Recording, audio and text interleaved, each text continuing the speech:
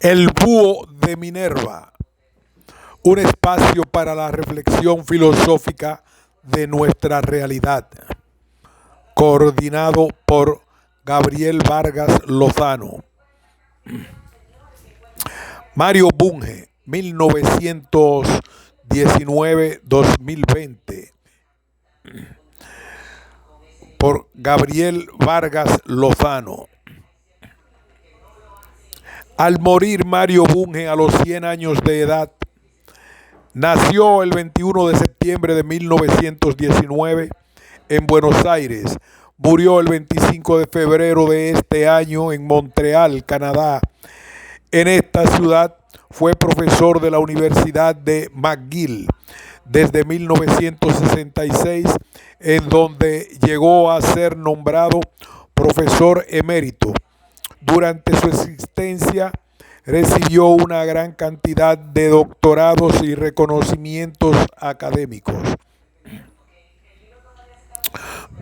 Uno de los principios que guiaron su investigación fue el de las ciencias empíricas, que implican conocimientos, hipótesis o teorías y contrastación junto al uso de las herramientas lógico-matemáticas.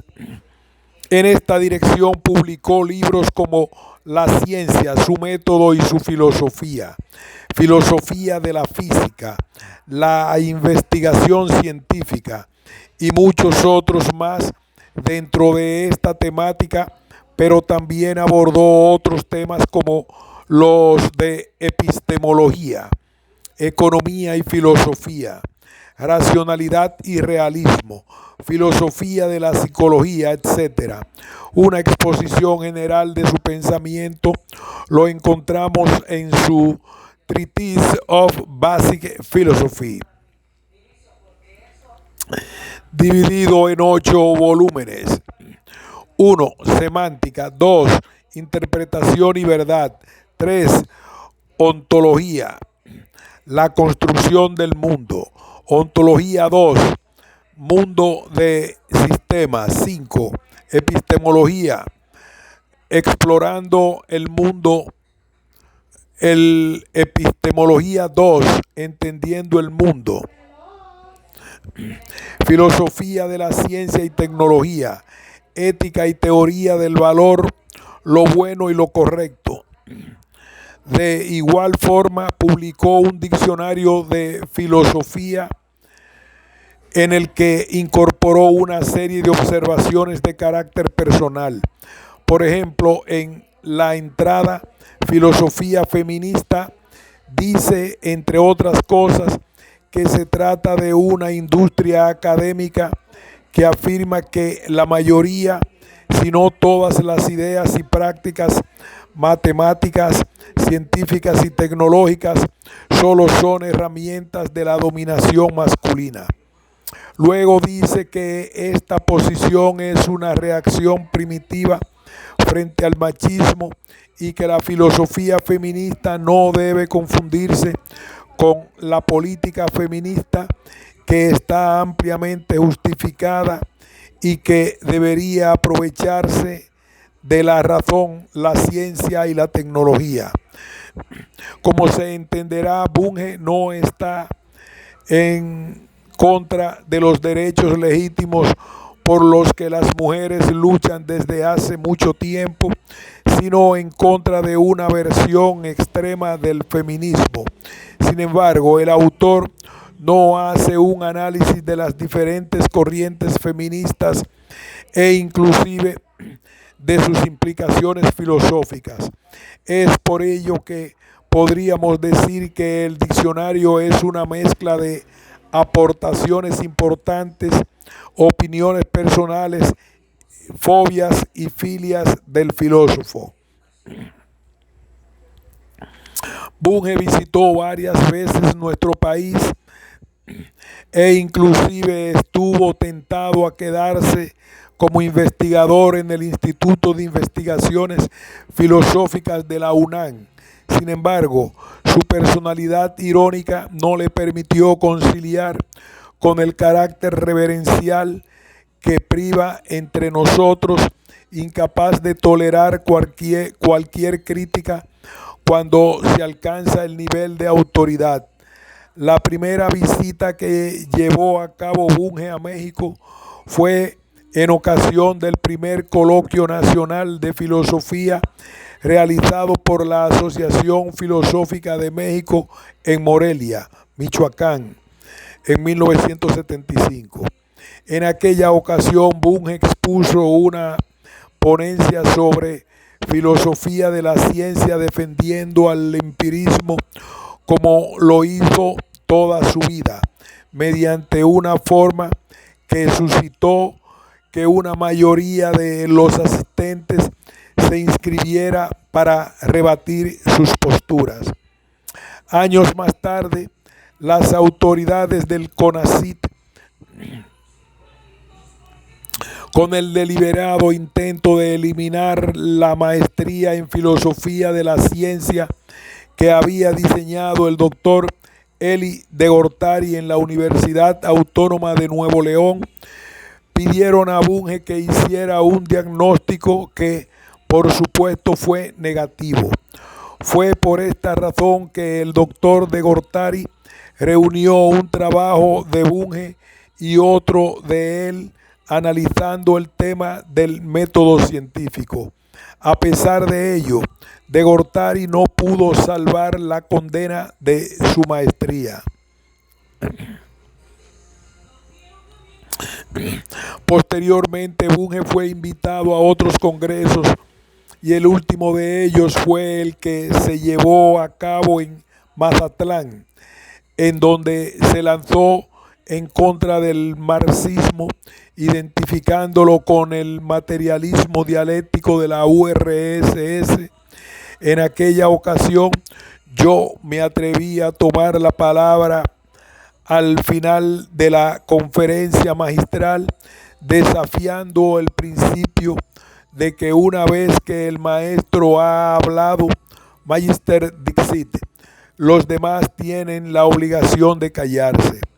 En esa oportunidad le dije que me extrañaba que hablara del marxismo como si solo hubiera sido una versión e inclusive la más débil y discutible como lo era la del estalinismo, y que para hacer una crítica en serio del marxismo debería haber abordado otras vertientes interpretativas como las de Zeleny, Althusser, Kozik, Sacristán, de la Volpe y otros.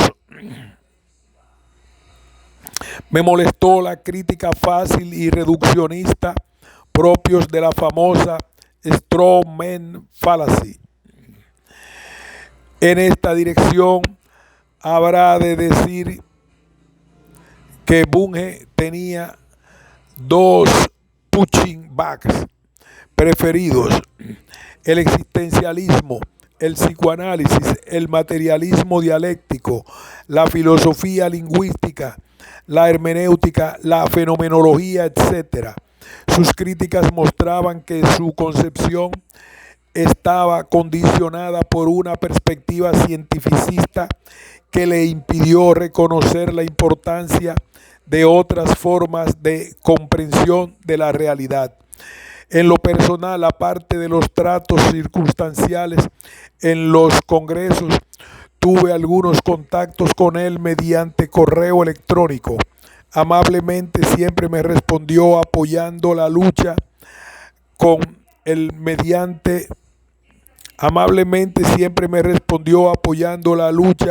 a favor de la filosofía que llevamos a cabo en contra de la reforma del gobierno de 2008, mediante la cual eliminó las disciplinas filosóficas de la educación media superior.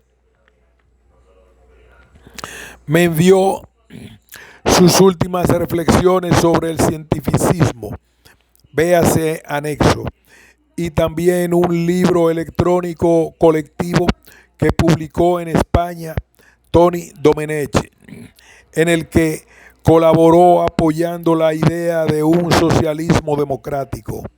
En esa ocasión Le envié algunas notas que me agradeció, a lo que le respondí, entre otras cosas, que no tiene por qué. Estuve dándole una vista al libro y leí su introducción. Me parece muy interesante y coincido con su tesis de un socialismo que implique una democracia integral y un apoyo al cooperativismo. También me parece muy bien su resumen de la trayectoria del socialismo. En una de sus últimas entrevistas para El País, Bunge dijo: la filosofía está pasando por un mal trance porque no hay pensamiento original. Casi todos los profesores de filosofía lo que hacen es comentar a los filósofos del pasado. No abordan problemas nuevos, como el de los problemas inversos. Que descanse en paz don Mario Bunge. Tuvo una vida larga y prolífica en la filosofía y en la ciencia. Ciudad de México, 28 de febrero de 2020. Elogio del cientificismo. Mario Bunge, Departamento de Filosofía, McGill University.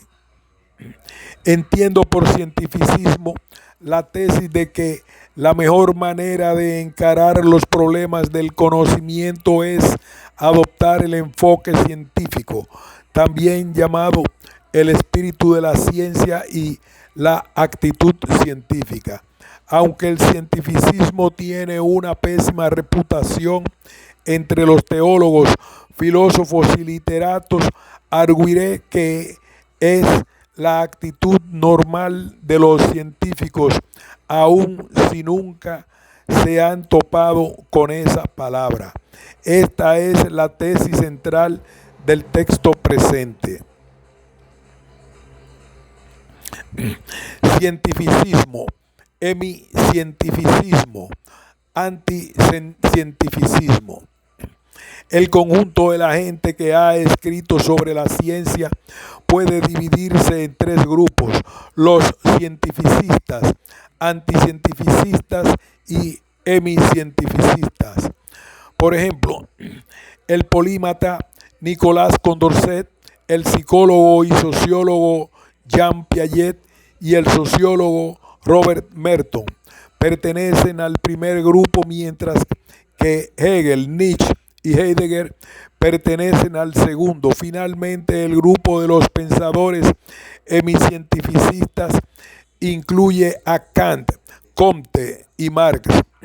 En efecto, los tres elogiaron a la ciencia, en particular su racionalidad y universalidad, al mismo tiempo que permanecieron encadenados a dogmas anticientíficos.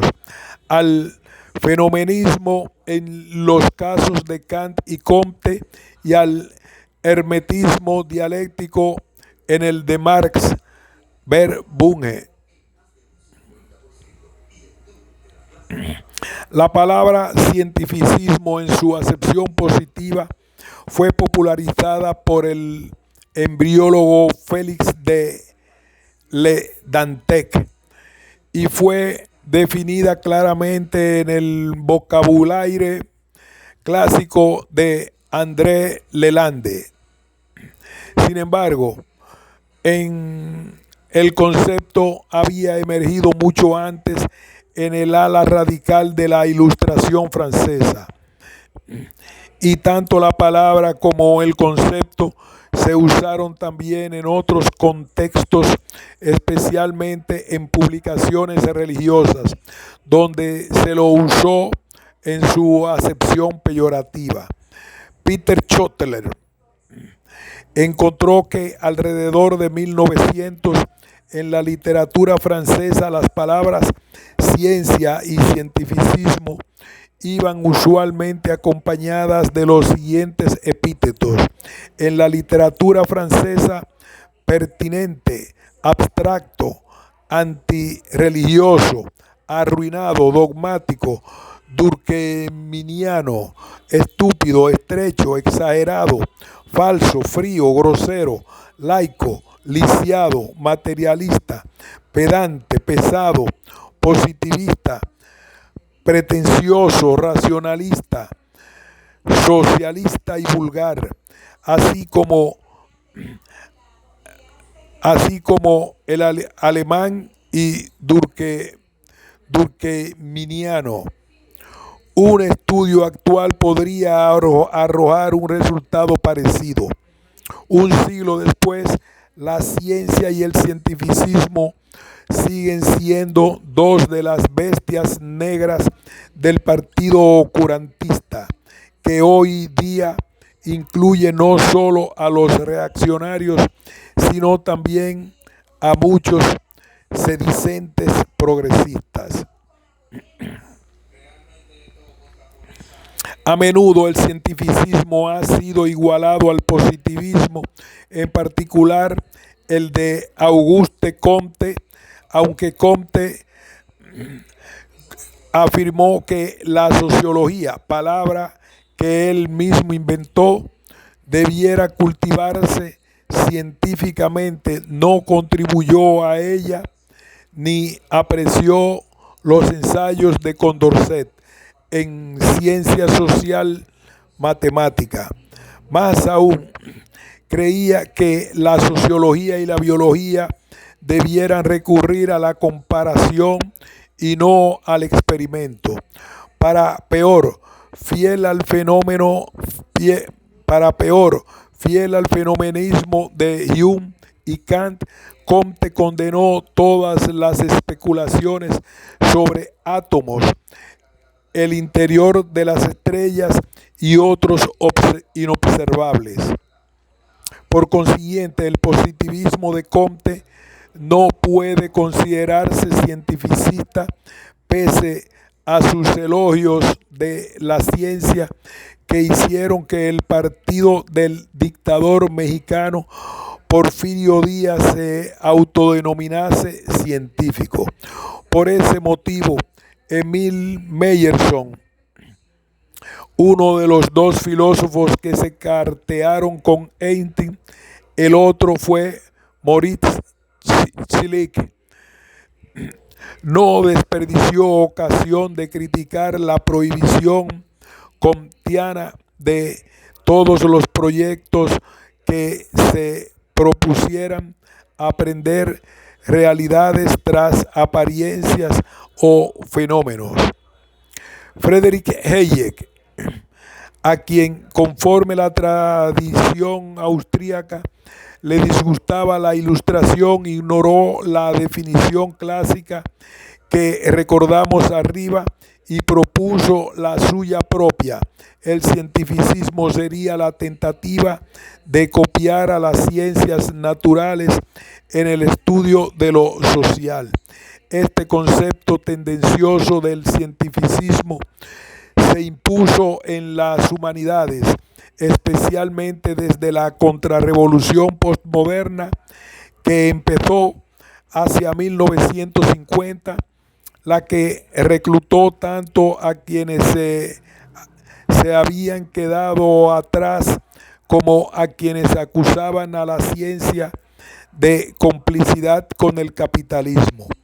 Para entender este cambio en la evaluación del cientificismo, conviene dar un vistazo a su pasado, así como a la reacción que provocó.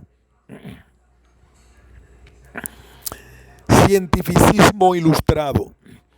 El cientificismo, junto con el laicismo, el igualitarismo, el humanismo y el materialismo, formó parte del ala radical de la Ilustración francesa, desde Diderot, de Holbach, Helvetius y Lamettrie, hasta Klotz, Condorcet, Marinchali, Mirabeau.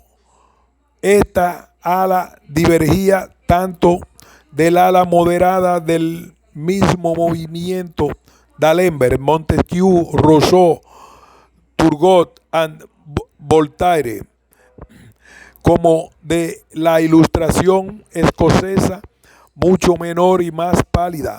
Hume, Smith, Hutchinson.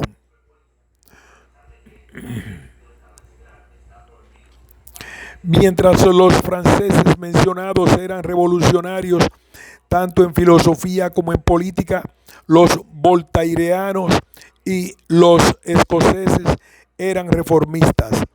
En particular, no compartían el ateísmo ni el republicanismo de los radicales franceses.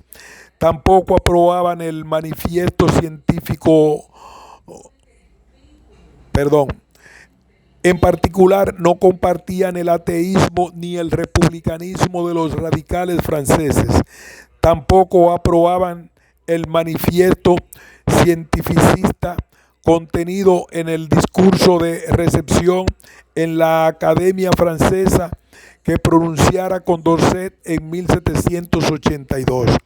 Allí declaró su fe en que llegaría el momento en que las ciencias morales, sociales, seguirían los mismos métodos, adquirirían un lenguaje igualmente exacto y preciso, y adquirirían el mismo grado de certeza que las ciencias físicas naturales. El cientificismo de Condorcet, condorcetno involucraba el reduccionismo ontológico que en años recientes caracterizara a la sociología, la psicología evolutiva, la neuroeconomía y demás neuros de moda, que son meramente programáticas, en efecto, en el discurso citado. Condorcet señaló que en las ciencias morales el observador forma parte de la sociedad que observa. Por ello, presumiblemente habría acogido con placer el llamado teorema de Thomas, según el cual en cuestiones sociales las apariencias son reales, en que la gente no reacciona a estímulos sino a la manera en que los percibe. De modo pues que el cientificismo de Condorcet no era naturalista, sabía que las máquinas y las organizaciones sociales, aunque materiales antes que espirituales, son artificiales o de factura humana, y por tanto tan innaturales como la ciencia, la ética y el derecho. Obsérvese que distingo el naturalismo del materialismo. Mientras que el naturalismo sostiene que todos los existentes son naturales, el materialismo incluye en la realidad a cosas y procesos artificiales, desde diseñar hasta calcular y gestionar. De modo pues que mientras el naturalismo es reduccionista, el materialismo puede admitir la emergencia y por tanto cosmovisiones jerárquicas en múltiples niveles. Bunge, 2009. Lo mismo vale para los camaradas filosóficos de Condorcet, en particular Thierry Holzbach, quien trató las dos ramas de la ciencia fáctica en tratados diferentes. Su Système de la Nature y Système social. El cientificismo de esos sabios era metodológico, no ontológico, de modo que es errado llamarlo naturalismo metodológico como lo hizo Popper. A propósito, la Ilustración francesa fue un punto ciego de Popper, así como de toda la tradición cultural austríaca. Austria se había mantenido al margen del Renacimiento. La Reforma, la Revolución Científica y la Ilustración solo a mediados del siglo XIX saltó de la Edad Media a sus propias a su propia revolución industrial e ilustración tardía, marcada por Bolzano, Mendel, Bach y Boltzmann. El Círculo de Viena adoptó todos los principios del ala radical de la Ilustración francesa, con excepción del materialismo. Permaneció atado al fenómeno de Hume, Kant, Comte, Mach y Durkheim, conforme al cual todo lo que hay, o al menos todo lo que puede conocerse, son fenómenos, o sea, apariencias a alguien, excepto Otto Neurath. El círculo fue indiferente a las ciencias sociales, pero adhirió al menos nominalmente a la tradición cientificista. Esto es lo que significó su programa de la ciencia unificada, Neurath, 1955. Los microeconomistas neoclásicos, en particular Menger, Jevons, Walras y Marshall, habían practicado el cientificismo en la acepción peyorativa de la palabra. La suya era una pseudociencia. En efecto, produjeron una obra llena de símbolos que intimidan al ego, pero no están matemáticamente bien definidas ni gozan de soporte empírico. Bunge, 1999. En particular, no sometieron sus hipótesis a la prueba empírica, tarea que hicieron recién un siglo después Daniel Kahneman y el equipo de Zurich, de economistas experimentales, por cierto, que con malos resultados para la ortodoxia económica. Gintis y colaboradores. El anticientificismo de la contrailustración. El filósofo alemán Wilhelm Dilthey, que había sido fuertemente influido por Kant y Hegel, escribió el Manifiesto Anticientificista. Este tenía una componente ontológica y otra metodológica. La primera consistía en la tesis de que todo lo social es geistig, espiritual, moral, antes que material. Su socio metodológico es obvio. Los estudios sociales son Geisteswissenschaften, ciencias espirituales, de modo que exigen un método propio. Este es la Verstehen o comprensión o interpretación, en lugar de la explicación en términos de mecanismos y leyes. Según Dilthey, Verstehen consiste en la comprensión intuitiva o empática de lo que siente y piensa el actor.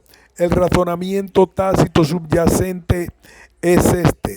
Según la opinión vulgar, las historias de la obra de grandes hombres, en particular guerreros y políticos. Por lo tanto, según Dilthey, Verstehen consiste en la comprensión intuitiva o empática de lo que siente y piensa el actor. El razonamiento tácito subyacente en este, según la opinión vulgar, las historias de las obras de grandes hombres, en particular guerreros y políticos. Por lo tanto, Si se espera entender lo que está pasando o ha pasado, hay que empatizar con ellos o ponerse en su calzado. Verstehen es empatía o sentir con el otro. Mitgefühl, según Dilthey, y en adivinar intenciones o finalidades en el caso de Max Weber.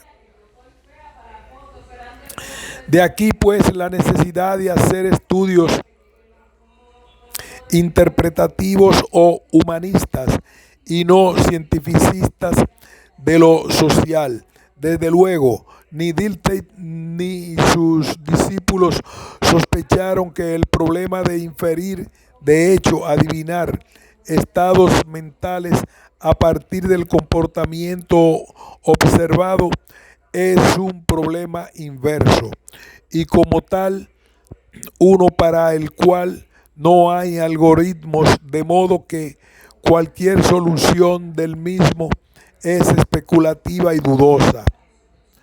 Bunge, 2006. Baste pensar en las múltiples interpretaciones posibles de un guiño o de una manifestación callejera. Suele suponerse que Max Weber fue el más eminente de los practicantes de la sociología interpretativa. El subtítulo de su magnum opus.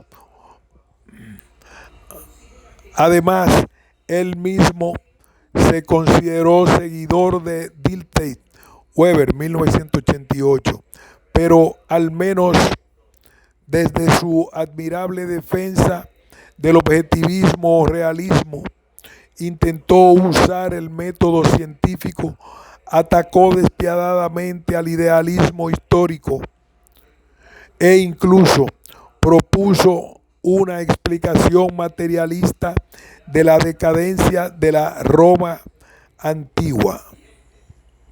En resumen, Weber empezó su carrera como enemigo del cientificismo, pero la terminó practicándolo, aunque no en forma consecuente. En cambio, su rival Émile Durkheim fue siempre un cientificista duro y como tal un blanco de la retórica anticientífica y anticientificista de su tiempo. La hermenéutica o textualismo es un producto de la tesis de Dilthey de que todo lo social es espiritual o cultural y de que el centro de la vida cultural es la producción y circulación de símbolos, los que deben interpretarse a la manera en que los teólogos interpretan las escrituras llamadas sagradas. Por esto es que sus seguidores como Claude Lévi-Strauss, Paul Ricoeur y Charles Taylor sostuvieron que las sociedades son lenguas o similares a lenguas. De aquí que el estudio de lo social debiera enfocarse en lo simbólico, con el fin de aprehender significados cualesquiera que estos sean. En alemán coloquial, Deutung puede denotar tanto sentido como intención, equívoco que facilita el salto de la meta de un agente al sentido de sus oraciones, así como la invocación al confuso Franz Brentano, famoso por su intencionalidad. Evidentemente, quien enfoque su atención en palabras en lugar de necesidades básicas e intereses creados no entenderá por qué la gente trabaja, coopera o pelea. No debiera extrañar que los hermenéuticos no se pronunciarán acerca de los problemas básicos de nuestro tiempo como las guerras por el petróleo, la desaparición de puestos de trabajo, la decadencia de los imperios y el ascenso de China. En cambio, un estudioso cientificista de lo social que se ocupe de grupos y no de individuos y que use estadísticas en lugar de metáforas literarias, tendrá mucho que informar y explicar sobre esos tremendos acontecimientos e incluso podrá explicar tragedias individuales como el encarcelamiento de Nelson Mandela durante 27 años gracias a los datos que la CIA le proporcionó a la policía política del régimen apartheid de Sudáfrica. En resumen, la hermenéutica no es sino escapismo libresco y como tal totalmente inútil para el científico social. Las guerras por la ciencia. El cientificismo presupone la concepción de la ciencia que propusieran Merton, el padre de la sociología de la ciencia, en su artículo clásico La ciencia y el orden social, originalmente publicado en 1938.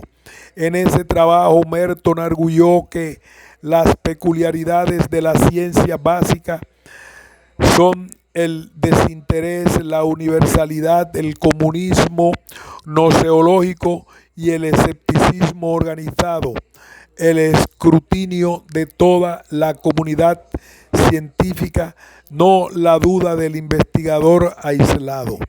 La concepción de Merton predominó hasta que Thomas Kuhn y Paul Feyerabend lanzaron su consigna, todo vale, al tiempo que Michael Foucault y sus secuaces, en particular Bruno Latour, propalaron la suya. La ciencia es política por otros medios. Ambos grupos oscurantistas evitaron las palabras conocimiento y verdad y negaron que la investigación científica fuese primordialmente la búsqueda de la verdad, no de la riqueza ni del poder. También negaron que las controversias científicas, aunque a veces sean tergiversadas por la autoridad política, nunca son terminadas por esta. A la larga se impone la verdad. Reynaud, 2014. Cuando esto no ocurre, la ciencia se detiene. Por este motivo, quienes ansían poder hacer política o negocios, no la ciencia. Las ideas de que la ciencia es sierva del poder político y que los científicos trabajan para alcanzarlo son absurdas. Primero, lo que motiva a los científicos son la curiosidad, Aristóteles, y el reconocimiento de sus pares, Merton, pero habitualmente evitan asumir posiciones de poder porque su ejercicio destruiría sus proyectos de investigación. Segundo, la ciencia confiere poder a no científicos, tecnólogos, administradores, estadistas y otros. Tercero, la élite de poder alimenta o hambrea a la ciencia, pero no puede producirla porque las hipótesis y los diseños experimentales nacen en cerebros bien entrenados que trabajan en ambientes favorables, no en salas de reunión. En suma, el flujo primario entre las actividades en cuestión es ciencia, poder, no al revés. Sin embargo, ocasionalmente el poder ha combatido a la ciencia e incluso la ha asfixiado. Baste recordar los siguientes episodios: el asalto de los primeros cristianos en el poder contra la cultura pagana, en particular la ciencia griega, el jacobinismo, unido a la exaltación del sentimiento sobre la razón preconizada por Rousseau, la penalización nazi del cientificismo, la tentativa del stalinismo de hacer pasar su propia ideología anticuada y represiva por cientificistas, y la contracultura juvenil que eruptó violentamente en París en mayo de 1968 y que combinaba el hedonismo con el rechazo del orden establecido y en particular el método científico. Finalmente, las llamadas guerras de las ciencias que se vienen librando desde la estructura de Kuhn han involucrado a numerosos científicos, periodistas e ideólogos tanto de la derecha tradicional como de la nueva izquierda. Ver, por ejemplo, Gross y Levitt, 1994, Frazier, 2009. Lamentablemente, la mayoría de los filósofos se han mantenido a una prudente distancia de ese debate eminentemente filosófico, y lo mismo vale para las revistas académicas. Qué contraste con el conflicto que culminó con la condena de Galileo, así como con el combate de los ilustrados y de los darwinistas contra las ideas recibidas en su tiempo. Puesta a prueba del anticientificismo. ¿Cómo le ha ido al enfoque interpretativo o humanista? Evaluemos las principales tesis del movimiento anticientificista desde la Verstehen de Dilthey hasta la hermenéutica postmoderna. 1. La dicotomía natural-cultural nació muerta. En efecto, cuando Dilthey la proclamó en 1883, ya existían varias ciencias híbridas como la geografía humana, la psicofísica, la epidemiología y la demografía. Y después fueron naciendo la sociología médica, la psicología fisiológica, la neurociencia del desarrollo cognitivo y la socioeconomía. Por ejemplo, para explicar procesos de abajo para arriba, bottom up, como pubertad, cambios de sensaciones o percepciones, comportamiento social alterado, y procesos de arriba para abajo, top down, como subordinación, elevación del nivel de corticoides, debilitamiento de la inmunidad. Hace falta fusionar la neurociencia con la psicología y la sociología. La fusión de la sociología con la ciencia biológica y una biosocial, pese a la división natural-cultural decretada por el anticientificismo. Los ejemplos citados refutan la afirmación de que el cientificismo involucra la microrreducción o nivelación para el trabajo, cuando va acompañado por una ontología procientífica como la que propusiera el autor Bunge, 2011. El cientificismo favorece la fusión o convergencia de disciplinas diferentes en lugar de la microrreducción. El motivo es que una cosmovisión científica no es individualista ni globalista, sino sistémica, y por tanto sugiere que las fronteras entre disciplinas son en parte artificiales. En todo caso, la emergencia de las ciencias biosociales muestra que la muralla entre lo natural y lo social, erigida por la escuela En todo caso, la emergencia de las ciencias biosociales muestra que la muralla entre lo natural y lo social, erigida por la escuela interpretivista o humanista, obstruye el avance de la ciencia. El método de la Verstehen ha sido estéril.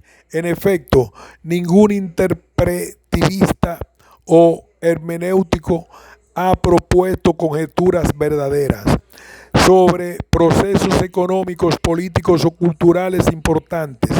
Max Weber, el más eminente de los interpretivistas, no advirtió los procesos más importantes de su tiempo, en particular la expansión de la democracia, el sindicalismo y del colonialismo, así como de la ciencia a la tecnología, junto con la decadencia de la religión. Weber fundó la sociología de la religión, no de la ciencia. Hoy día los ensayos de los miembros de esa escuela se publican solo en revistas marginales.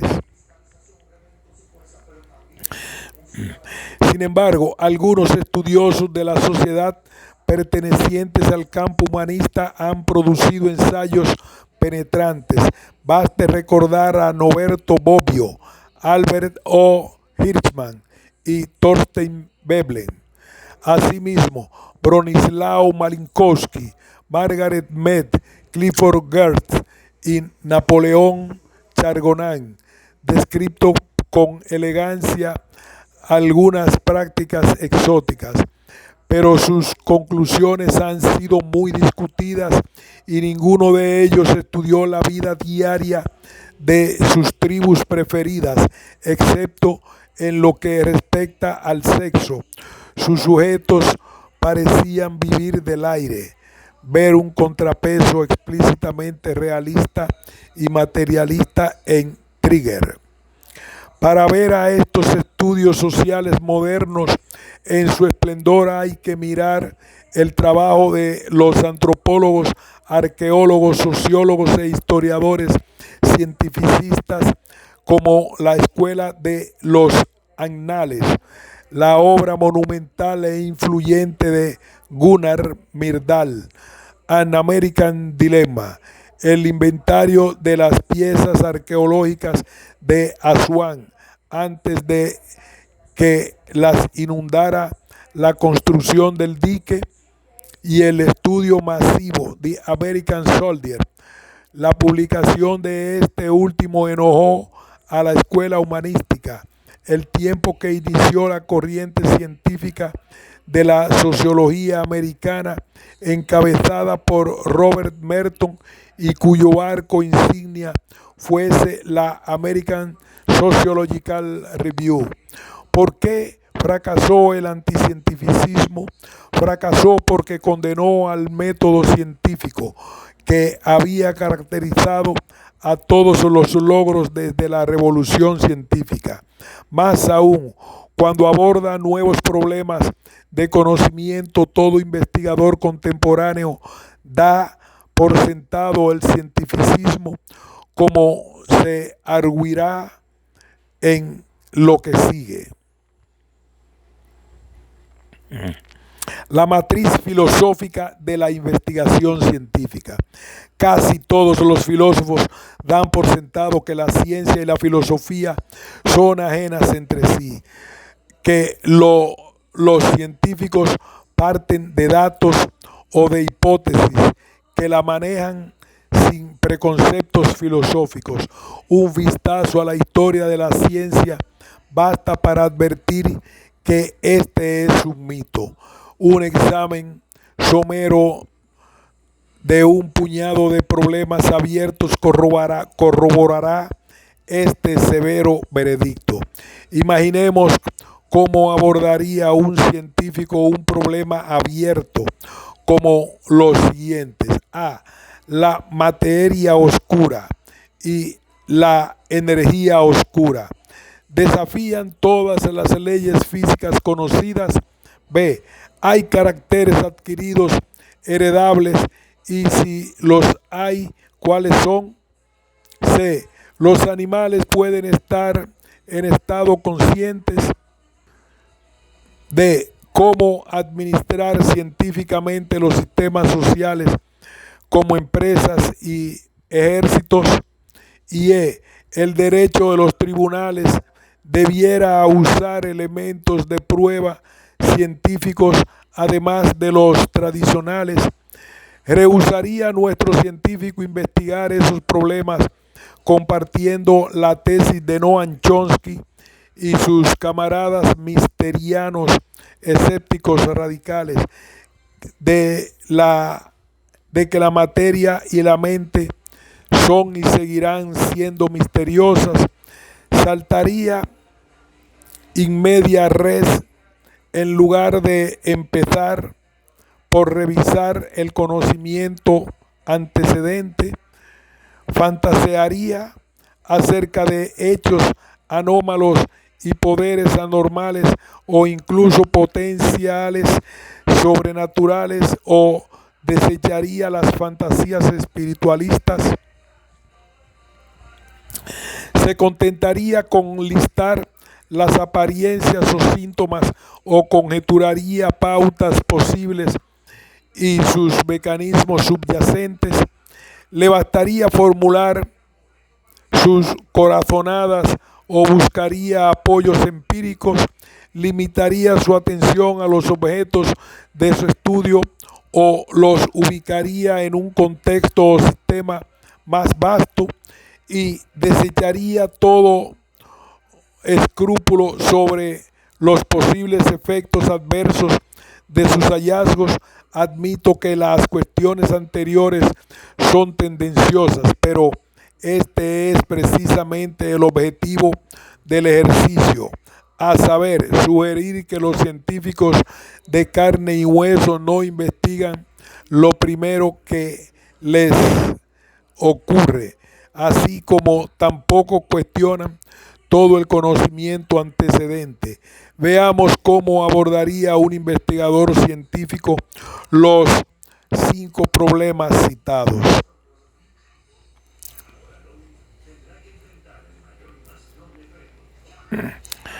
A.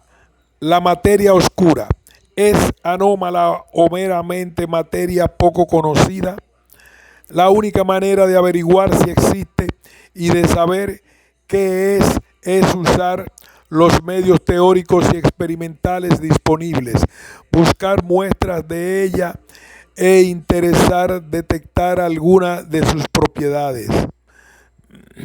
En la actualidad, esta es una cuestión caliente y se tiende a creer que se trata de escombros que dejan los rayos cósmicos cuando atraviesan la materia ordinaria y no diminutos agujeros negros como se habría conjeturado antes.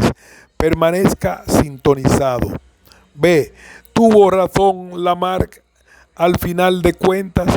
En años recientes la genética y la biología evolutiva se han ampliado con la epigenética, la que ha mostrado que algunas experiencias como el cuidado o el descuido materno causan la metilación del ADN, que es un cambio heredable. Este descubrimiento no reivindica a Lamarck, solo muestra que el mecanismo darwiniano, variación-selección, se da en más de una versión. C. ¿Tienen conciencia los animales? La literatura popular desde Esopo está llena de anécdotas sobre la conciencia de animales de distintas especies, pero las anécdotas no cuentan como datos científicos. Algunos de los mejores datos de este tipo se han obtenido recientemente inactivando en forma reversible algunas zonas talámicas y corticales, procedimientos delicados que no están al alcance de los psicólogos humanistas.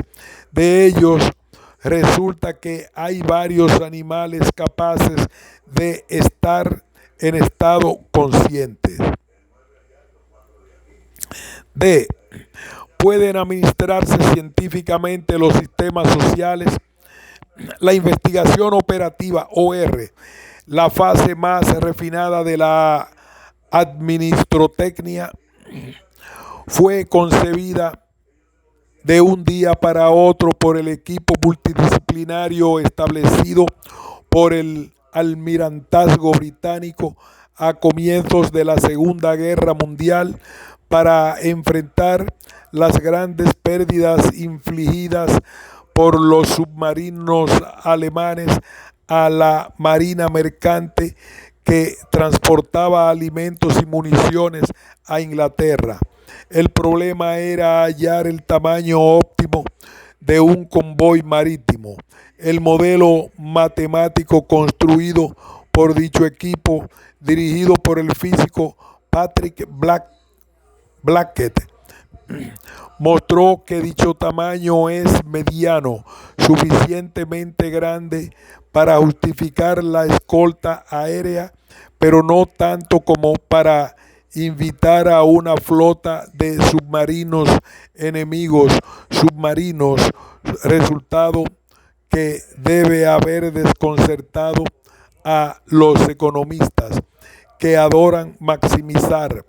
La Armada aceptó este resultado obtenido por advenedizos a la estrategia militar y las pérdidas navales disminuyeron.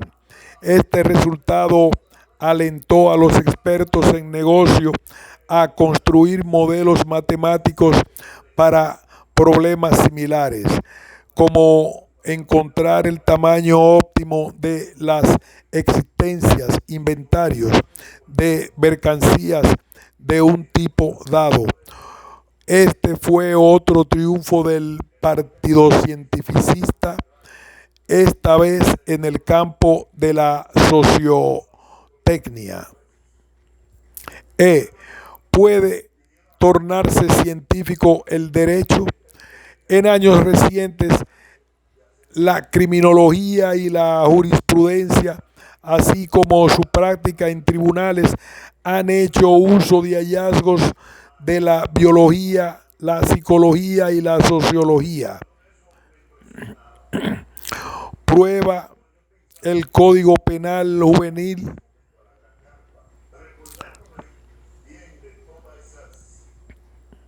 En efecto, el análisis del ADN es ahora admisible como elemento de prueba.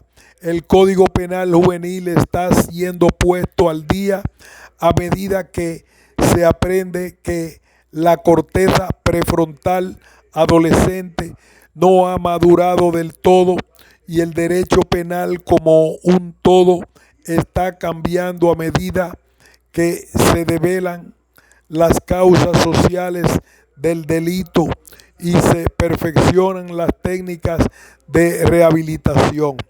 Todos estos son logros del cientificismo.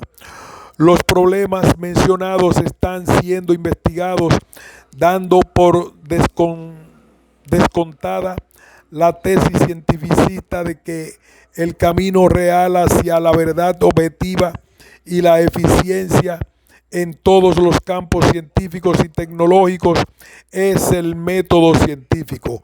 Más aún, también se presuponen el realismo, el materialismo, el sistemismo y el humanismo.